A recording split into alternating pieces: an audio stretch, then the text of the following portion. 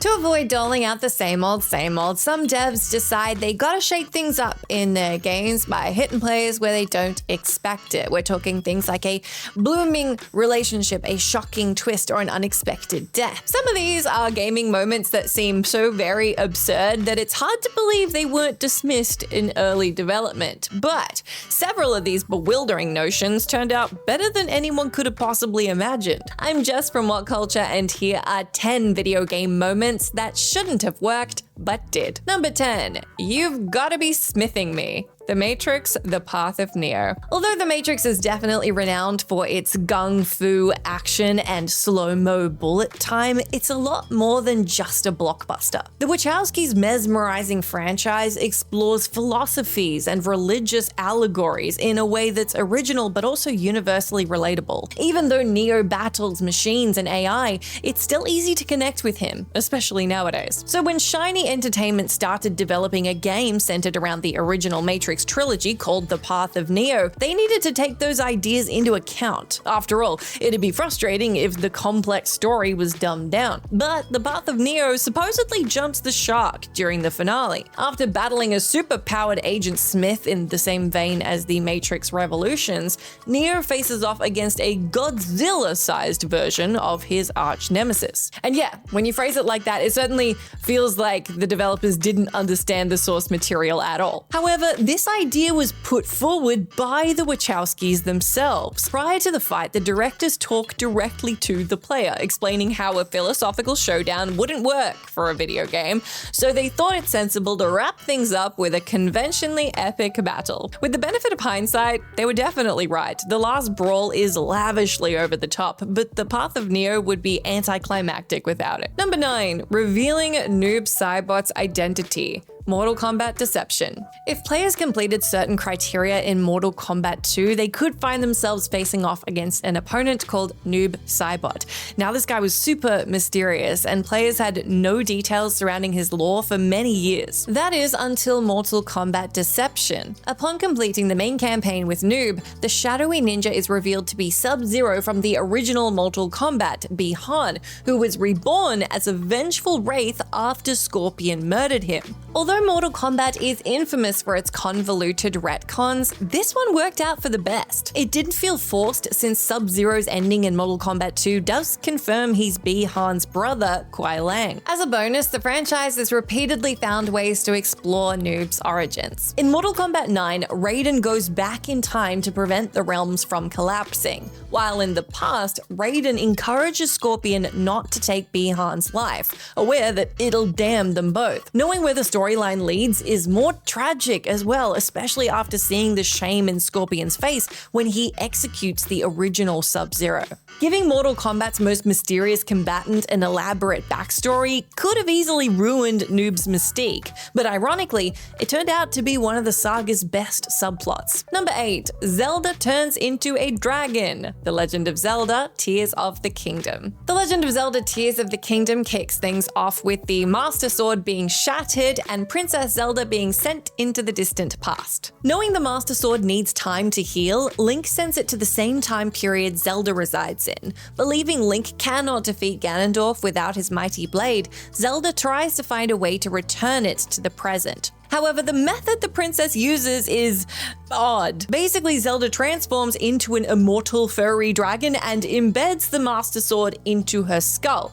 Then she flies around for millennia waiting for Link to find her and reclaim his sword so he can vanquish evil. The revelation is extra weird because Link repeatedly sees Zelda in her draconian form, not knowing that it's her. Legend of Zelda has had plenty of strange moments, but having the titular character morph into a fluffy dragon is pretty darn odd. But at the same time, it does demonstrate the purity and selflessness of Zelda, since she willingly gave up her humanity in order to preserve the Master Sword and ensure that Link had the power to defeat Ganondorf in the future. It's more impactful when replaying the adventure, since Dragon Zelda is introduced immediately after our hero sends the sword through time, hinting at the creature's identity and highlighting how her destiny is entwined with Link's. Number 7, Samus turns into a Metroid. Metroid Dread. In the Metroid franchise, bounty hunter Samus Aran has vowed to sail across the cosmos to eradicate an energy-sapping horde of parasites called the Metroids. Though she believes she's completed that task at the beginning of Metroid Dread, it turns out there's a whole other villain at play, the evil alien Ravenbeak. This intimidating adversary intends to turn the Metroids into a bioweapon, allowing him to control the galaxy. Of course, the deranged avian's plan should be impossible, since Samus rendered the Metroids extinct. But during the final confrontation,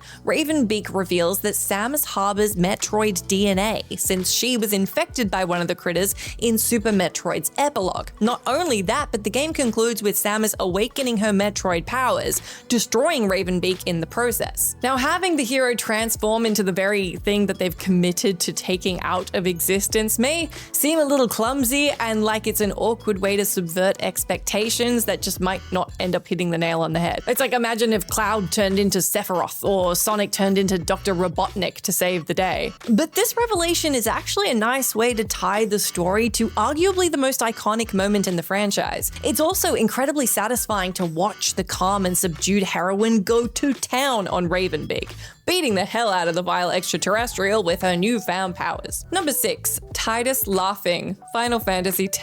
The Tidus laugh in Final Fantasy X is so very infamous at this point that gamers who've never touched the franchise or the game have probably heard of it. It's easy to see why this sequence has been memed to death, since it is cringy to watch Tidus and Yuna cackling at seemingly nothing. But within the context, their behavior does make sense. At this point, Tidus is processing the fact that everyone he's ever known is long dead. His companion Yuna has her own demons to wrestle with, since she's been tasked with defeating a cosmic monster called Sin, which will likely result in her demise. Seeing that Tidus is struggling, Yuna encourages him to laugh, even if it's fake. With the world consumed in turmoil, having our heroes fight back by laughing does sound kind of silly. But that's kind of the point. The odds are so stacked against our heroes that they'll crumble if they just see the hopeless reality of it all. Rather than wallowing in despair, Yuna believes they need to find a way to push through. The scene is corny, but it's crucial for the plot, since it's the first time Tidus and Yuna are really open with one another. It's also touching to see their fake laughter descend into genuine belly laughs, highlighting that they finally become comfortable in each other's company. This interaction also massively makes the rest of the game, particularly the last scene, more hard-hitting, because spoilers, things don't exactly go that well. Number 5. Delete your save file, Nier Automata. At a glance, Nier Automata seems like it's gonna be another sci-fi action title set in a post-apocalyptic world. Fortunately, the hack-and-slash RPG is more than it seems, since it explores profound themes like cyclical violence, loss of identity, and the futility of war. One of the most creative ways the game deals in these themes is after ending E, players need to blast their way through the credits in a bullet hell kind of sequence. If you repeatedly lose, other players will sacrifice their save file to ensure you win. At the end, you're asked if you wish to delete your save data so it can help other players complete it.